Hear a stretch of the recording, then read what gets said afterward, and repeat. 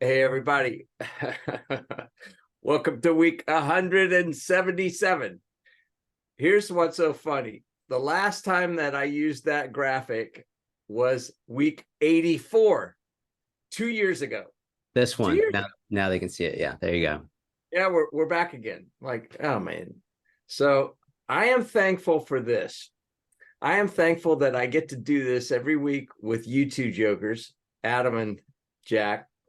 I'm also really thankful that I don't have to work with a bunch of yahoos in Washington, D.C. every day. It would want to make me poke my eyes out, so that would be really bad. Fortunately, I've got some eye shields, but I love working with my team and our whole entire family at BGW and the people like Jack that we get to partner with. But man, I don't know. I'm going to have a tough time to keep a good attitude. So that's why I'm wearing my thankful t-shirt because of all this stupid stuff going on in DC. So I'm sure we probably have some rants and probably some additional things going on, especially like, all right, so how's this going to impact businesses? And that's what we're talking about. This showdown that, is between various factions of various parties as well as between the parties. So anyway, let's start with Adam. How about that?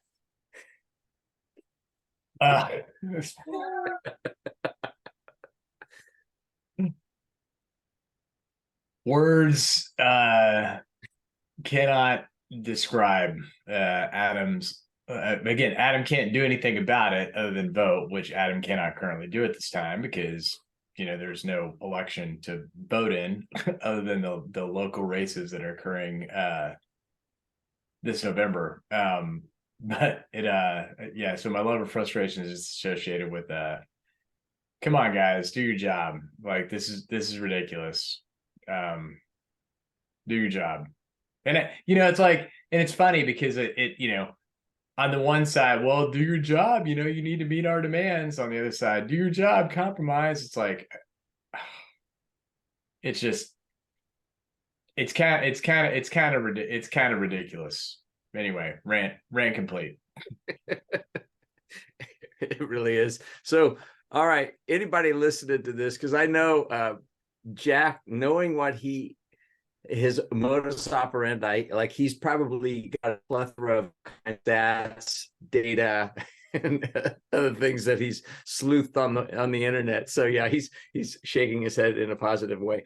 But if you have any questions, things that are on your mind that we could actually do something about besides just ranting and being frustrated, let us know, because we're here to help. That is exactly why we are here on week 177. So, Jack, Yes. fill us with some goodness. All right. So as my Latino friends and brothers and sisters would say, vamos. So let's go.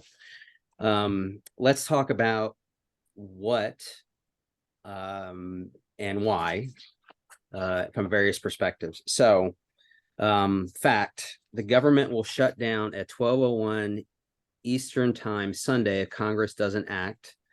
A possibility that looks increasingly likely. And this is an article from yesterday. So Congress was in session today, meaning yesterday, but has shown little public progress on breaking through the logjam. Conservatives in the House have pushed for deep spending cuts that can't pass a Democratic-controlled Senate, and there'll be more about that in just a moment. Meanwhile, the Senate released a plan to keep the government funded through November 17th, along with some aid for Ukraine and FEMA funding, but it's unclear whether House Republicans will accept it. And in the past 24 hours, that is likely the case, which they will not accept it. Joe Biden said that he doesn't believe a shutdown is inevitable, calling on House Republicans to do their job and fund the government. McCarthy suggested yesterday the meeting with Biden would be very important, but the White House rejected that because what we'll talk about also is there was a previous arrangement regarding spending, and Republicans, if you may recall, a couple of months ago when they were talking about spending and budgets, relented in their position and allowed an increase in the debt ceiling. Again, that's one side of it. And then if the government shuts down, millions of federal workers and military personnel will lose their paychecks. Others will have to work without pay. And I have a very long, detailed list as to what that means within the federal government. But first, this is from the New York Times, that there are two basic facts central to understanding why the federal government may shut down on Sunday morning. First, House Republican caucus contains about 20 hard right members who sometimes support radical measures to get what they want. Many of them refuse to certify the 2020 presidential election, and are the ones who are pushing to impeach President Biden. They also tend to support deep cuts to federal spending, and they're the ones who are willing to use the threat of and the actual shutdown as a negotiating tactic. Second, Republicans' House majority is so slim that McCarthy needs the support of most of these roughly 20 members to remain speaker. If he passes a bill to fund the government and keep it open without the support, they will likely retaliate and try to remove him from the speakership. So, and I guess there is not a succession plan in place, as far as I know, or as far as I've heard. So, you know, and what happened previously is that there was in the federal funding that the certain Republicans said, no, we're not going to fund, we're not going to increase the debt ceiling because all we're doing is spending. And then they said, all right, in order to support McCarthy, that they were willing to relent, most of them, at least enough of them to get the debt ceiling adjusted. So this time they're not doing that. I'm going to stop there for a moment and see if Gary and Adam have anything to say about those things before I go into the impact on the federal government. And then we can talk about how it impacts the rest of us that are not federal employees.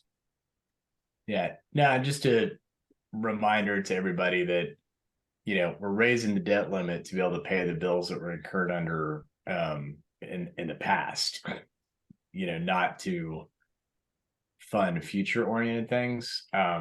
So even if, you know, tomorrow we said, oh my gosh, you know, we actually need to get serious about this in terms of making cuts going forward, it would not actually impact this decision because it's all about funding the obligations that already incurred. So just, you know, it's like in our own business. It's sort of like saying, you know, hey Jack, our business is tanking. We got to start making some headcount reductions in order to make sure that we're profitable going forward. That's great. You know who doesn't want to hear that? The bank that we owe $1 million to. They still want to get paid.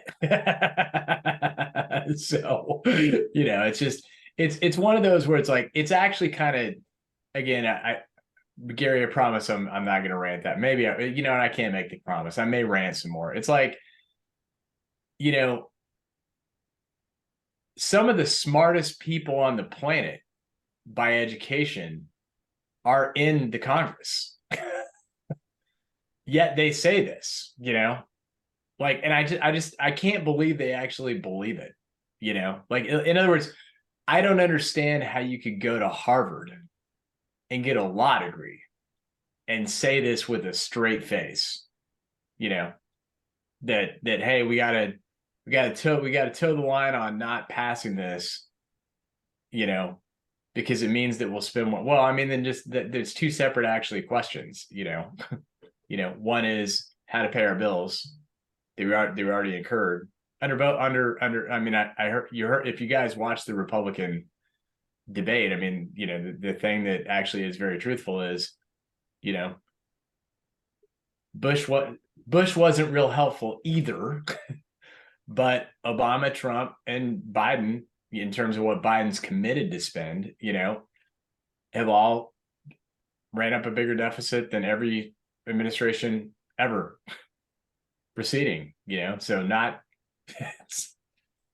equal opportunity offenders. And I said Bush wasn't much better. Yeah. And again, sorry, last rant, Gary, you know, the only time that, hey, tax cuts actually have stimulated a reduction in, or a growth in the economy and a corresponding reduction in debt was for like 1 year under the Reagan administration, which the punchline on that is, guess who also ran up a big freaking debt right after that? Reagan. I mean, it was on defense spending. So, I mean, there, in theory, there was a, good argument behind it, but, anywho, it's basic math, right, Jack, Gary? Sorry. It is. Yeah, well, Go ahead. the only thing I was going to say is, yeah, you can have a lot of very smart people with lots of credentials, but that doesn't negate or prevent them from being really stupid. So and I don't know what the deal is, but man, when you go into that beltway, man, that's a whole different world. So that's what I know. So go ahead, Jack. Well, I was gonna say, people believe their own reality or create their own reality, and so I have actually made this statement to opposing counsel on more than one occasion in my several decade-long career, and basically in one form or another said, is your client that stupid? I mean, meaning, what is going on in their head? I mean, is there what is motivating them for not doing what is the obvious and easiest, and sometimes they're just because they believe that they are correct in their position, even though everything else, like credit card statements and everything else, says something differently. That no, you cannot go spend that money on a business meeting in Las Vegas and bring your entire extended family and take them out to dinner and rent a Cadillac Escalade to ride them around and everything else. More to the point, this morning, and I don't remember if it was on Good Morning America or on the local 10 minutes that they get at every end of every half an hour, but it was a woman talking about her husband being in the military and that they are not going to get paid, potentially, that they have to deal with childcare expenses, that they have to, and they're thinking about what are they going to not do, and how are they going to cut, that kind of thing.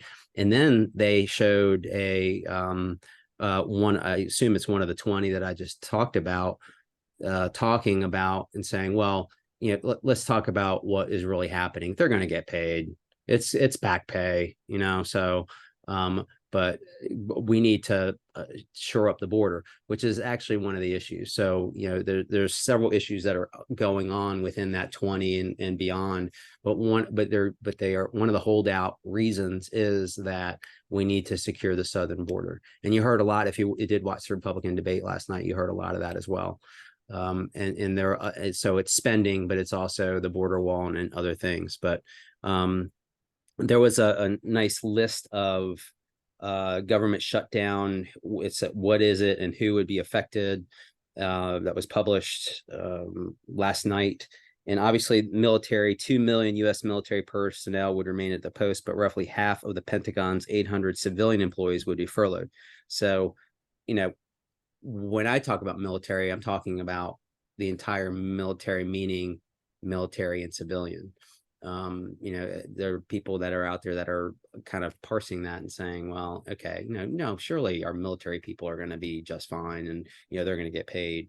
And as I said, someone this morning said, well, it's back pay, it's okay if we pay them a month late, no big deal, no impact to them, they're doing it for their country. But yet, and then the wife holding this young child says, and they want us to go and fight for them and keep them safe. One of the things that is a big, it's burning people up, is that Congress still gets paid. The members of Congress still get paid while everyone else does not. And they get their full benefits and everything else. Law enforcement, as you would expect, the DEA, FBI remain on their job, but a lot of the support staff for those would be furloughed. Federal courts can stay open until October 13th. As I said, Congress is not impacted.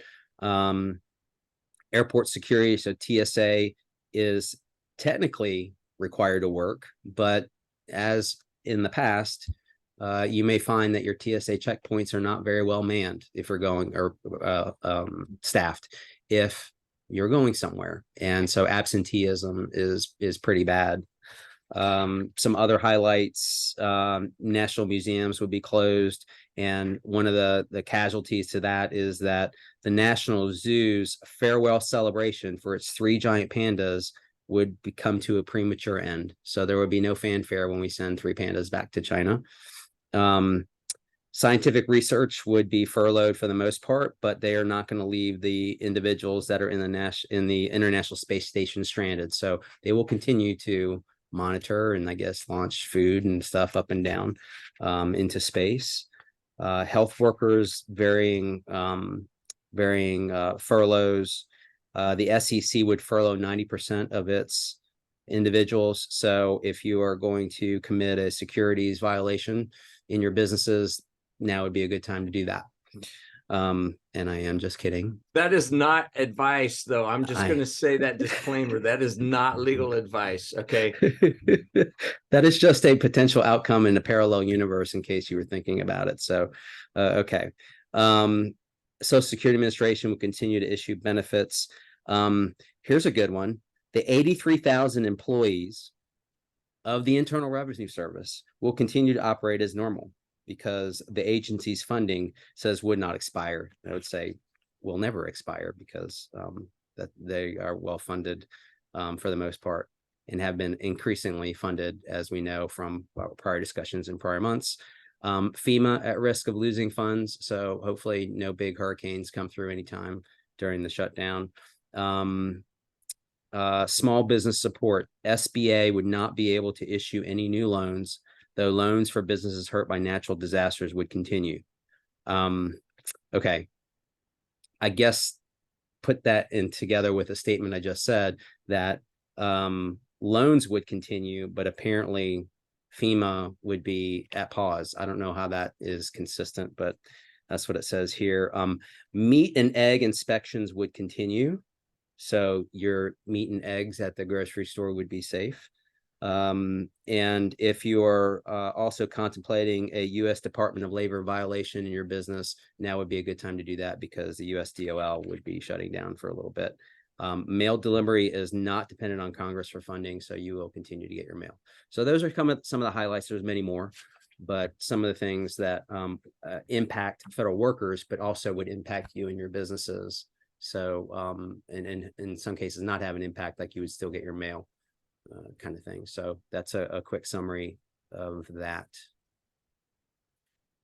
And I will pause there. The irony is the people that could vote in their own pay raises and can, that is the irony. And man, if that's something like, that's the one thing that just burns me to a crisp, is just like, when we have the people that are supposed to be representing us lining their own pockets, and when they are public servants and they leave with millions and millions of dollars in their pockets after public service and making $250,000 a year or less, it makes you wonder.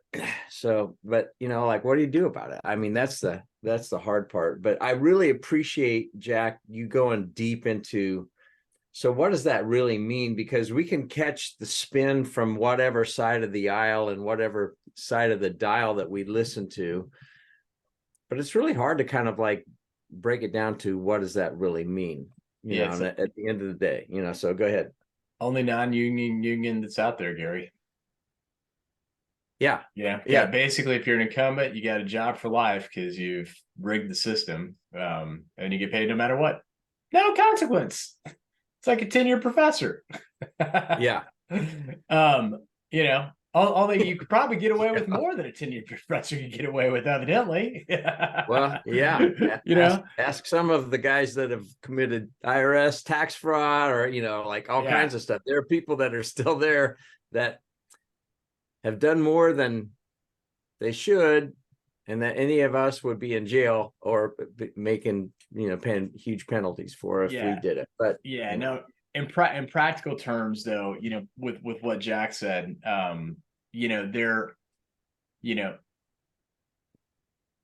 some people that are said that are supposed to show up, like Jack talked about, but they're not going to get paid. They're going to get paid in arrears. In the past, a lot of them have not showed up.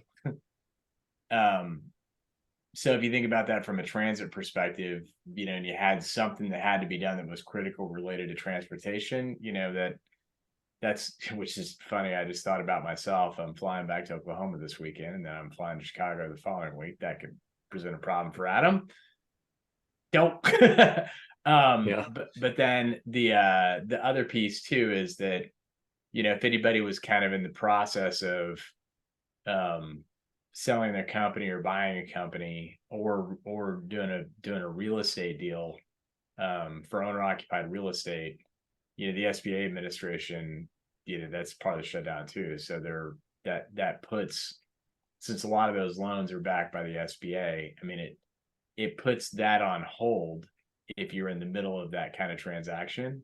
But I think kind of the worst part of that is that, it's sort of like a permanent delay because there's no, there's no catch up. It's more like, hey, we were just stopped. Like, in other words, they can't invent time. They're not going to tell them, well, now you got to work double time to try to get this done. It's just like, it's a permanent delay that just happened. So that's another one that, if you had like, if you had an acquisition or you had a funding thing that's got some sort of rate lock or an expiration clause that's written in to your transaction, being up, you should look at what those are, if they're imminent, and think through, do we want to preemptively get ahead of, like, this really ought to be a force majeure clause, Jack, but I'll bet it's not. But it is an act of Congress.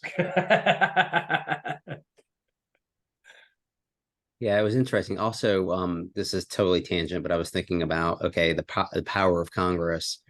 It was brought up, okay, 14th Amendment and citizenship of children that are born in the United States, and it talks about essentially that, and then there's another part of it that says, and pursuant to law, I think, and I probably shouldn't have brought this up because I'm not fully knowledgeable about it, but my point is that everybody has a perspective on different things, including this, whether or not we're going to shut down the government.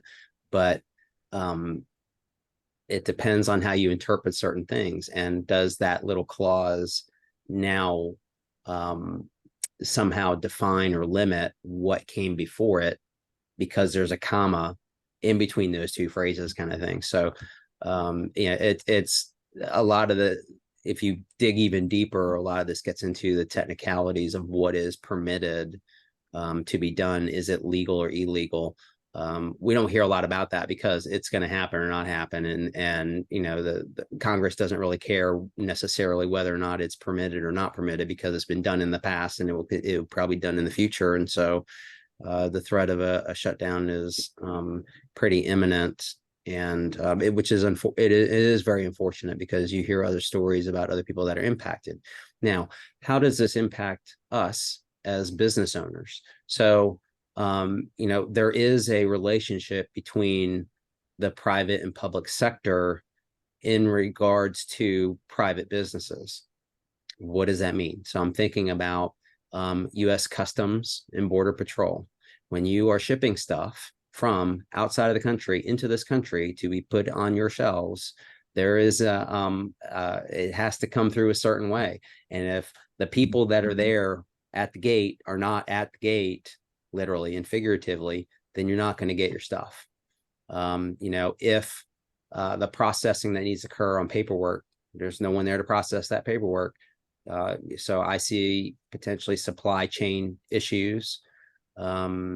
Things like immigration. So I know that BGW and we get involved with personnel that are coming over from foreign countries to work in the U.S. and need their work visas processed in relation to those businesses. So now, impacted that way. So, I mean, there's all kinds of things we could talk about which have impacts on your business that you may not have thought about, but okay, because you're thinking, I'm not involved in the public sector. My business is private. I buy and sell stuff, or I provide services. It's not going to impact me. But, what if a supplier of yours is impacted? How are you going to produce whatever it is that you produce? How is it you're going to provide services to whomever you're providing services if you don't have what you need in order to provide those services? So again, not to blow it up, but just understand that this isn't just a U.S. government related employee issue. It impacts all of us. Yeah, I think that's the important part, is to understand, beyond the, oh, hey, we got a question. Randall, hey, good to hear from you. Feds didn't seem to have a problem shutting down the U.S. economy for a year, so why is shutting down a non-revenue generating entity like the government such a catastrophic event? It's not. Shut it down. Well, we all have opinions on this. Caleb. Oh yeah, there's a lot of emotion about this. He says all that matters is we keep writing the big checks to Zelensky. Man, that's a tough one too. That it just seems like whatever side you fall on that one, unbridled power and writing checks on our dime seems to be what's happening right now. And I think that's where a lot of the frustration is coming from, where it's like, executive orders to do this and that, and not even really, it seems like following protocol with, between the executive branch and the legislative branch. So I don't know. Yeah, but again, this specific issue is utilizing something that has been a pro forma exercise for years and years and years to pay for the debts that we've already incurred in our operating payroll as a hostage. So that's just not, that's just, imagine again, if we had an employee that said, what do we do with employees that hold us hostage? We typically can them the second that we can. Right. And that's exactly whether you have an opinion or not, the correct way to win your argument is to win on the merits of the discussion instead of holding everybody else hostage, including non-combat forces in the military, because they don't make a lot, no, it's hard. You don't get paid for a month. I mean, what's the downstream effect? I mean, it means the bank your bank has to put in some sort of a mortgage relief platform to ensure that the people can pay their bills. Auto loans don't, there's just it's a massive downstream effect that does end up happening. If you're downstream of a supplier, to the federal government, in other words, maybe your customer isn't the federal government, but your customer's customer, customer is, or whatever that would mean, might not get paid.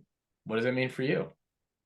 So it is a poop fest. And again, it kind of goes back to, hey, regardless of what we're doing, we just need to be making sure that we've got cash reserves or access, to things to help weather, if there is a potential, cash shortfall for a brief period of time.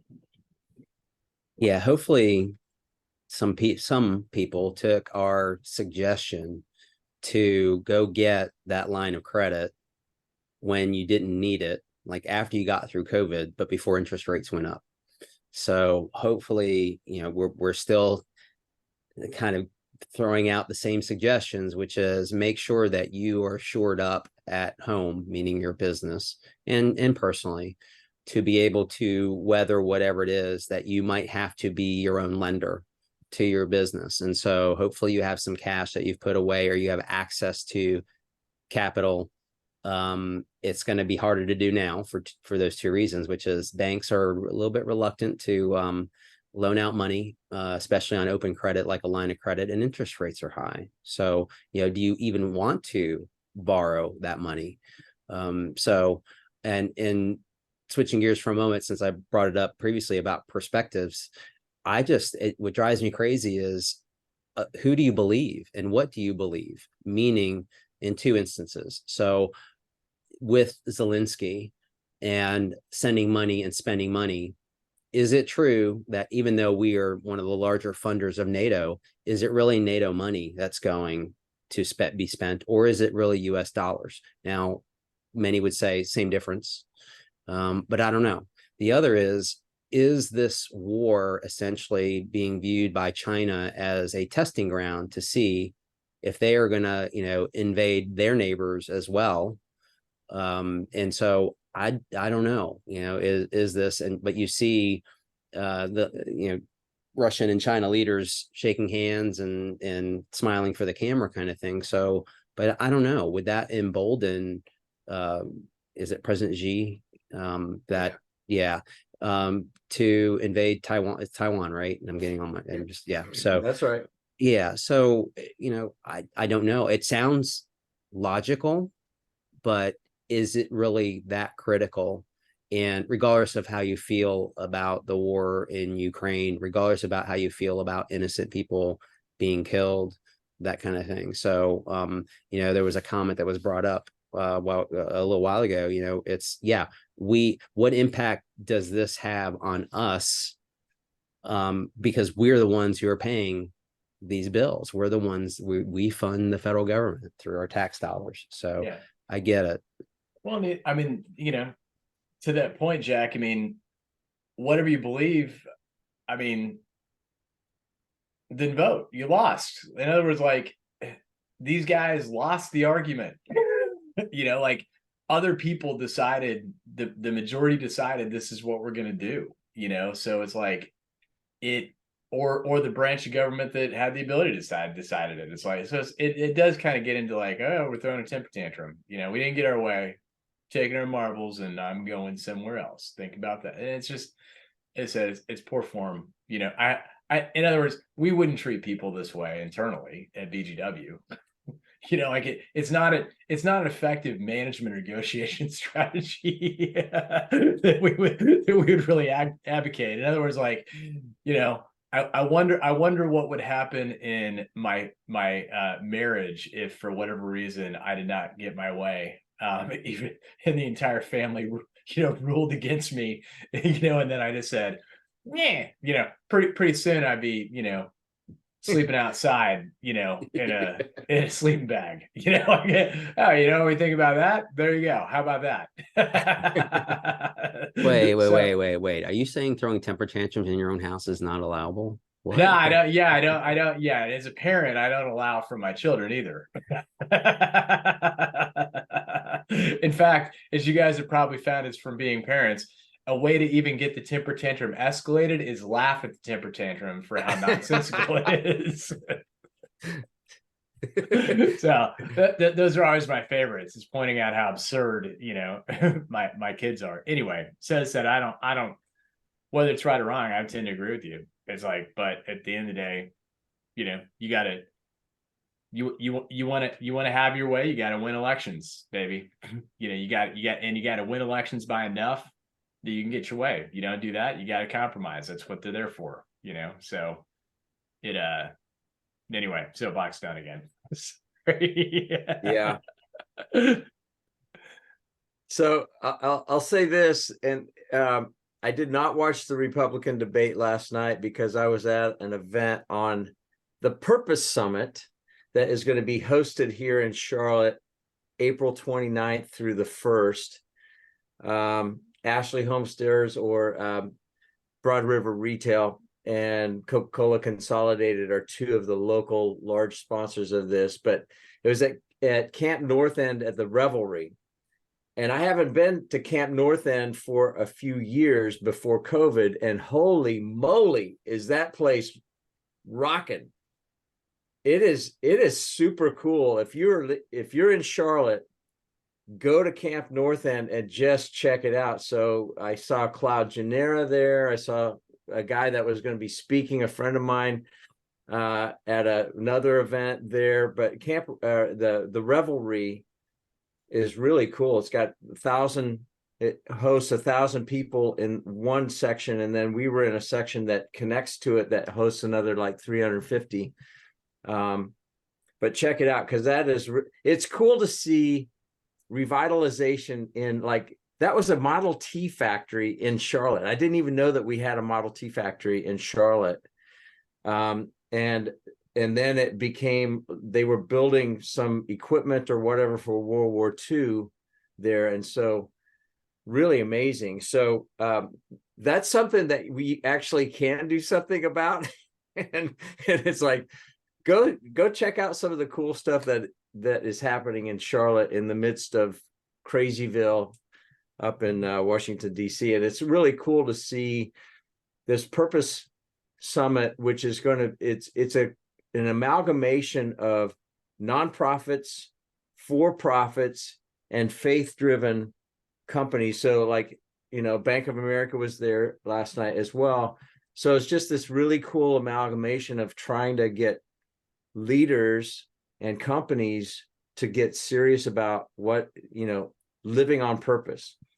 And so, we say that we love making a difference in the lives of our teammates and our companies, our clients, as well as our community. And so it like fits in with our purpose too. So anyway, I was blown away. It was pretty cool. So, and it was a blighted area for sure. And there's still some tough things around there, but it's a pretty cool area. So have you been there lately, Adam? Yeah, the Martin Truex Jr. Foundation had their event there, which is the first time that I've been there, and I would echo the comments of it is ridiculous there. I looked at it, I'm like, what? who put this can of awesomeness, right here in the middle of what arguably was nowhere.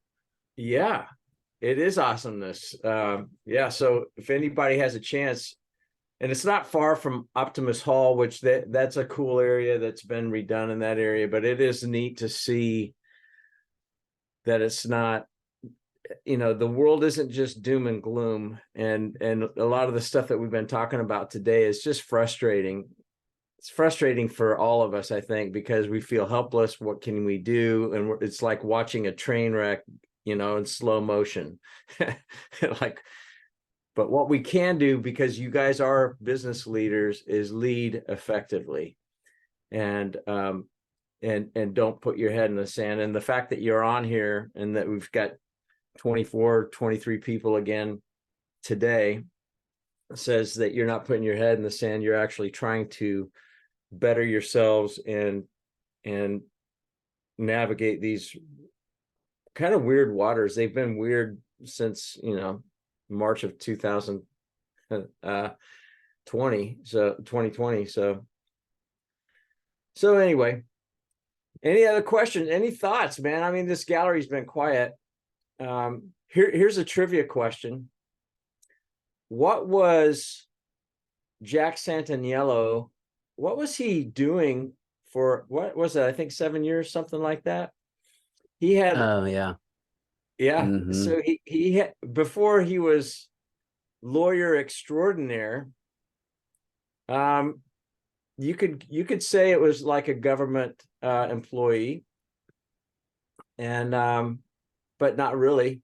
But it was in the public service sector. I'll just put it that way. Anybody venture to guess?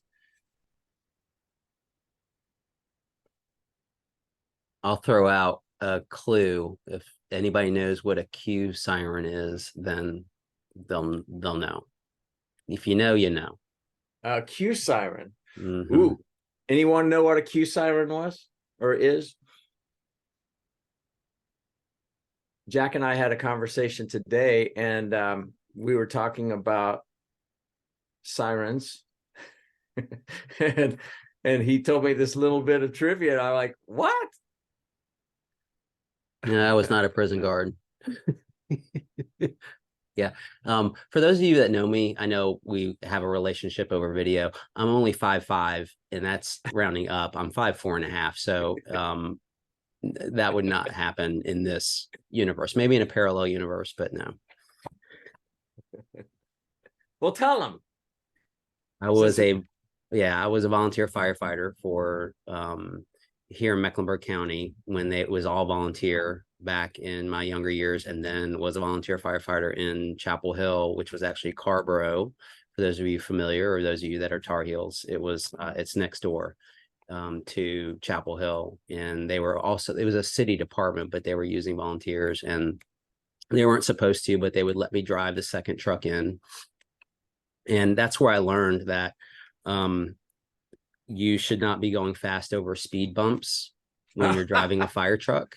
And only by the grace of God, I think that all of us had our helmets on, even though we were buckled up. And right as I was going over the speed bump, the captain next to me is like, you need to slow down. And we went straight over that thing, and all of our heads hit the top of the cab. And he looked over at me and I said, sorry. And I'm a so, volunteer. yeah.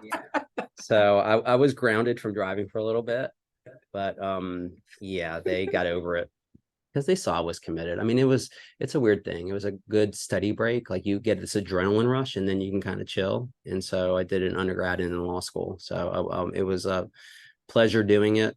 Saw some pretty horrific things, as you might imagine, sometimes on the weekends with college kids riding around and literally running their cars straight into trees, and other things. But so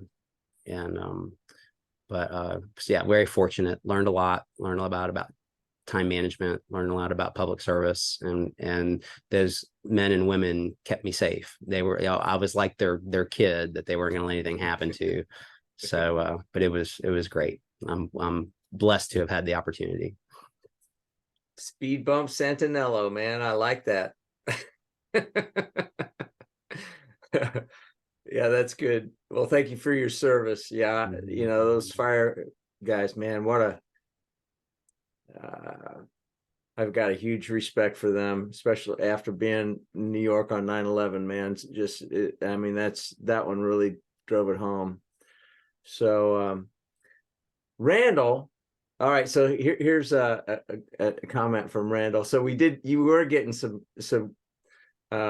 static in the chat, but compromise, I don't see Dems compromising reducing spending to pre-COVID levels. So it seems like the compromise is one direction unless we reduce spending. So here's the point on this one. I think unless we reduce spending, how are we going to afford the interest on the debt at 1.5 or so trillion? That is a great question. And I think that's a question we should all be concerned about, you know. So thank you for saying that. No, that's fair. It's just that it's a different question. In other words, like, it's a fair question, and I actually agree with the statement. It's just independent of whether or not you're going to fund the government today for its past obligations. Meaning, like, the same decision has had to be made over and over again under previous administrations without it turning into this. But now it's turning into this. That's my only point. Yeah. So here are a couple. I'm not disputing the comment. I think I've been actually pretty clear in previous webinars that the only way out of this mess is to get really serious about killing spending. But that's at all levels, not just the ones that you represent the minimal discretionary elements within the government. And as much as I don't like it, you know, probably gonna have to raise taxes because that's, you know, it's basic math, man. But instead they do this. So sorry. Last rant, Gary. I knew this one was going to be charged. So, but it is what it is. I mean, you know. So Bruce has a good question here. So in a federal government shutdown, when settled, it always seems like for the next 3, 6, 9, 12 months, the excuse to slow the government is the backlog created by the shutdown. What impact do you see the backlog has on accounting and legal professions? Great question. I think that's what we're hitting on at the top of it. It's like, you know, the biggest thing that I would see is that if you're in the middle of transactions that the SBA is a party to as a backer, like that's a permanent delay you're not getting caught up from. I had not heard about the IRS work thing. I think what Jack was referencing was the ones that were budgeted for in the last spending bill. You can fact check me, Jack. I may be wrong in this, but I think there's a whole nother section of the IRS that actually will be furloughed. So what that means is that, you know, returns ain't gonna get processed, refunds ain't gonna go out the door. I got questions, to try to get your tax matter resolved. Nobody's answering the phone. So, and then they get back, and guess what, Jack? The work was still there. Like the IRS elves did not come in and say, "Oh, don't worry, sir. Why you been out? We took care of this for you." Yeah, it's still sitting there. It's like, I always have this picture like, Indiana, Raiders of the Lost Ark, when they're putting the Ark of the Covenant in that government warehouse, like Yeah. that's what, like, that literally is kind of what like an IRS processing center looks like. Well, I will say thank you for sharing your Gumby voice again. I love that. Yeah. I think probably most of the people on this call would know what that reference is to. I would say, let me give you a couple of hard examples actually that are happening and probably would not be concluded if we were in the middle of a government shutdown. So have some pretty hefty commercial real estate transactions that are going on, and we need the assistance of people in government that deal with environmental issues. So DNR, we need assistance from local government with respect to some lis pendens on properties in relation to some other stuff that's going on. And, it's already difficult enough to get in touch with the right people and to get them to return your calls. But if they're not even in the office to even get the message, then, we would be at a complete standstill on some pretty large deals. And because you have buyers that are not going to close deals when they have all of these spider webs attached to this deal. And the only people that can fix those problems or get us through those problems, because everything else that is in our control or in the buyer's control or seller's control, lender's control, the title company's control, have been resolved except for those issues. So, that's a real life example of the impact of these closures. Another thing, going back to the question about what else can we do besides line of credit, what I have seen is some of our clients get, not to be accusatory, but get kind of lazy and go back to their old ways of spending and of, doing things. And I'm guilty of that too. I, at some point, need to sit down and go through credit card bills and figure out how many Spotify accounts we have, how many Audible accounts we have, how many accounts for Google storage, because and so because I keep getting hit with all these things, and I'm thinking it hasn't been 30 days, so we probably have multiple accounts that the kids at some point probably said, okay, push the button, and then it's on Apple, so it automatically gets paid for. So go back and do that due diligence that we had suggested that you do back at the PPP process, at the forgiveness process, at EIDL, at all these, at COVID, so that you didn't inadvertently fall back into, well, yeah, we'll go ahead and renew that subscription, or manage your expenses better. I also believe that I like to bargain shop. For example, and this is going to be stupid, but the night before I go on a business trip, I will check to make sure that the rental car that is being paid for by my firm, I'm getting the best rate that I can. Or if I can get the same rate and get a really cool car like a Mustang GT. So, there's both sides of that. But, always at the hotel, if they have a better rate and I'm within the window of when I can cancel, I'll usually call them up and say, hey, you have this rate. Can you adjust it? All right. No, we can't do that, sir. All right. Cancel the first one, rebook the second one. And then all of a sudden, magically, they're able to do that in the computer system rather than going through the two-step process. They will go through the one-step process. So, what I'm basically saying is be mindful, go back and check your back office, check your expenses, and see if there are ways to trim back down, maybe not to where you had to trim down to during COVID, but it's easy. And I've seen it happen, as I said, professionally and personally, how you just kind of, we've, let a notch loose on the belt and, and move forward at that level. So just another suggestion. I thought I saw you in a Dodge Challenger Hellcat. I don't know if it was you that was kind of peeking over the steering wheel or not, but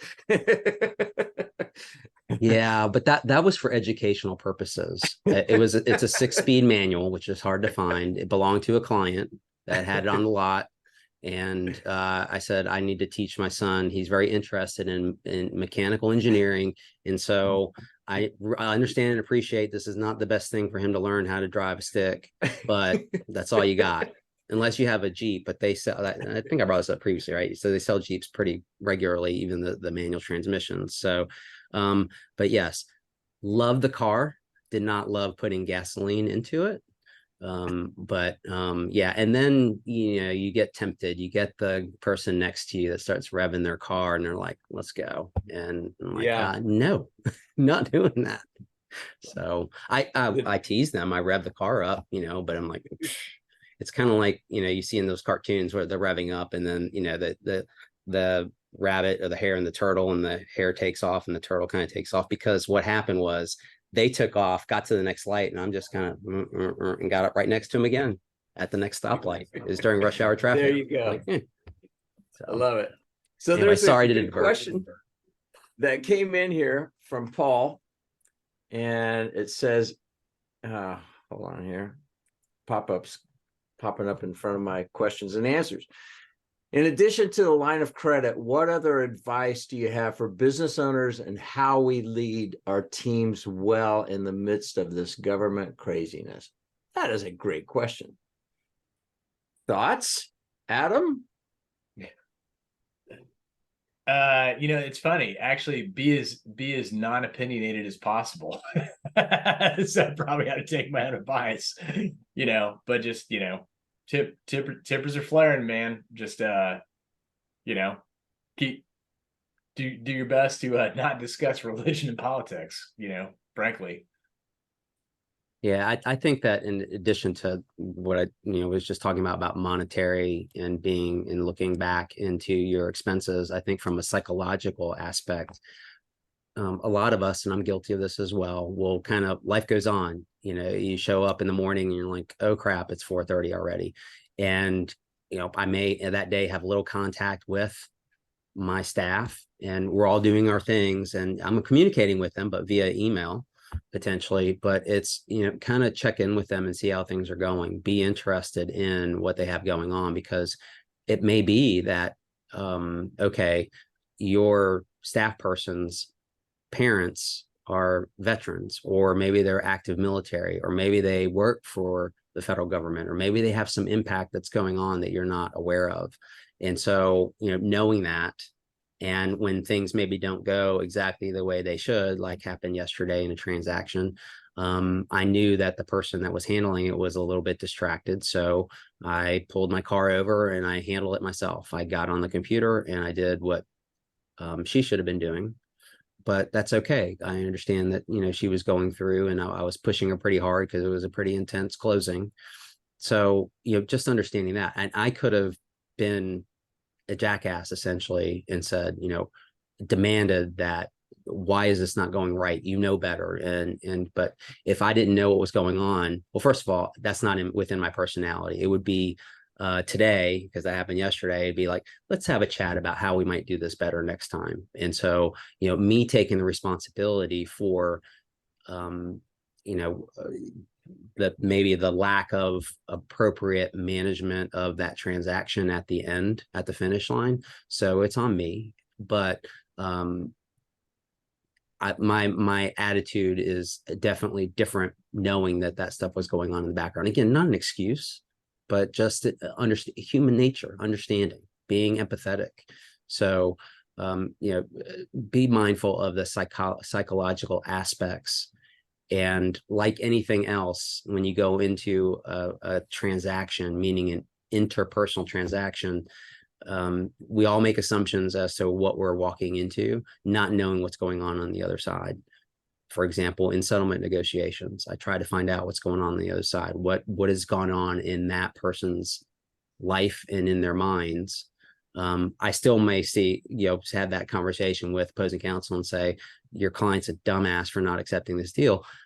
I may still say that, but I may say it in a nicer way if I know that they're going through something like, maybe some financial difficulties, and so they're desperate, and so they're making desperate claws at getting more money than we think they should be entitled to. So things like that. And whoa, I went off on a tangent, but anyway, financial aspects and psychological aspects are important to monitor within your organization, especially in times of crisis. Yeah, so just as a follow-up, and then we'll get to Randall's, but it says, thanks, Jack. In addition to close reviews of my business expenses, I hear you saying it might be helpful to up personal interactions with employees, deeper understanding of what's happening in their lives and concerns, and encourage employees toward personal financial competency. Yes. Yes, but there are limitations. You as an employer can't go start asking personal questions about, hey, why did you have to go to the doctor? Don't ask those questions. None of your business, and it's actually illegal. They can share it with you, but you can't ask certain questions. So yes, show concern, but do not ask. And now I'm probably stirring up a hornet's nest. Okay, what questions can we ask and what questions cannot we cannot ask? Just but think about, I guess, and this isn't the law. This is just practical suggestions, because again, we don't give advice on this program. But it is that if you would be offended, and this is kind of a good guide, if you would be offended by a stranger asking you a question about your personal life in a crisis, that's probably a pretty good idea not to ask that question.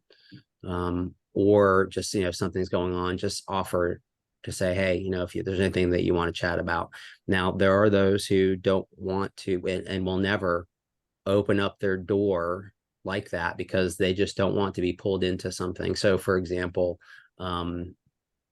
let's say, let me give you an example how this might go wrong for you, which is that you see a person that is struggling, and you are anticipating having to terminate that person, and you really need to terminate that person. If you were to ask that person what's going on, they may tell you about a medical issue that is covered under federal law that would be discriminatory potentially on its face to fire that person at that point. Example would be pregnancy, but some other medical conditions. So you need to be mindful of that. So I'm not suggesting that you go and be everyone's therapist, because you don't want to do that, because it will dime your time. But also there's information that you just don't want to know, because once you know, you can't unknow it. And then you have to, and I'm sure many people on this call have experienced that, where you have that oh crap moment where you were potentially going to fire someone, you find out something that, okay, well, now you have to be very careful about how you do it. It's not that it is impossible. It's just that it's going to take more effort, more documentation to show that the person was not doing their job.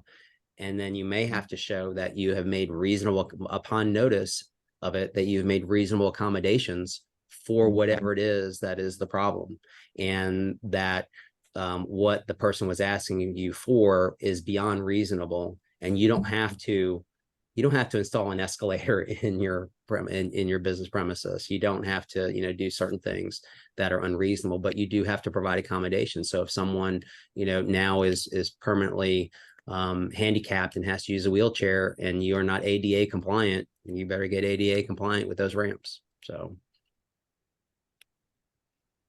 all right, cool. Last but not least, this is from Randall, and this will probably have to spill into next week. But Jack, did you experience any of the same issues that you would experience during a government shutdown, during the COVID shutdown? Our business wasn't really affected, so I'm curious to your experiences. So I'll touch on this, and then yeah, we probably, since we're at the noon hour, but yes, I mean, we here experienced and had to go through certain things. Our experience was a little different because we were deemed essential. Law firms, lawyers were deemed essential. So, but our managing partners in our offices sent out letters on letterhead to put in our glove boxes. For those younger people, that's that box where you keep your maps and stuff. Well, actually not maps anymore. Gosh, wow, that was bad. Owner's manuals. Owner's manuals, yes. and your extra straws for your tea when the McDonald's doesn't give you just a straw. Oh, and your wine opener too. You should have one of those in there just in case. You never know. In the glove box. So that's in the glove box, yes. So but we had that letter in there. So and we're still experiencing the after effects of it, meaning modified workplace, work from home, having to deal with, well, why does he or she get to do this and we don't get to, and the psychology of lawyers being in the office, and for me being a mentor to those younger people as I was mentored, but also the interaction. I mean, I can easily walk down to my corporate paralegal, my franchise paralegal, my colleagues that are here and say, all right, hey, how about this? Like in the heat of these transactions that we're going through, the delay of calling and leaving a message or an email, those seconds count, especially when someone is ready to push the button on wiring many millions of dollars to different people. So, but yes, we have had an impact, but not to the extent that some have had with employees and supply chain issues and those kind of things, or dealing with COVID. Now, I will tell you, as of a few days ago, we were told that there is COVID in our office running around. Luckily, it's on a different floor, and I'm actually in my office now, but my door stays shut and I hold my breath as I walk down the hall. That's an exaggeration, but I feel like I need to. So anyway, but yes, we can talk about that more at another time. All right, cool. Well, everybody, thank you for joining us. We're going to put this up on the BGW CPA YouTube channel later on today for anybody that came on late. Another interesting discussion. Thank you for your participation and thoughtful questions. And we will see you next week, Lord willing, for week 178. Thanks, everybody. See ya. Thank you. Bye. Bye.